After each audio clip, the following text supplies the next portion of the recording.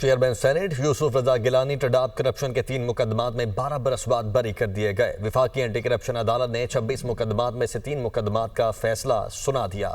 عبدالحسیب کی رپورٹ دیکھیے۔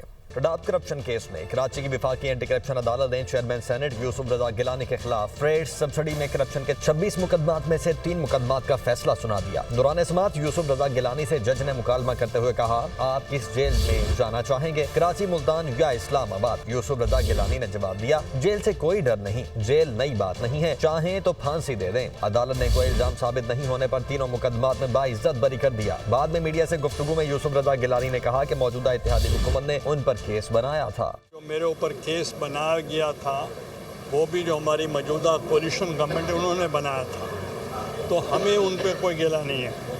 وی are still supporting the government and we are with them, ہم ان کو بیک سٹیپ نہیں کریں گے۔ یوسف رضا گیلانی کے وکیل فاروق ایچ نائک نے کہا، یوسف رضا گیلانی پر اپنے اسسٹنٹ کے ذریعے 50 لاکھ روپے رشوت لینے کا الزام لگایا گیا تھا، کسی ایک گواہ نے بھی ان کا نام نہیں لیا ہے۔ یوسف رضا گیلانی صاحب نے 50 لاکھ روپے اپنے پی ایس کے تھرو رشوت لی ہے، اور اسی بیسس پر حکومت وقت اس وقت حکومت تھی، انہوں نے 26 کیسز ایک ہی ایلیگیشن پر بنائے تھے۔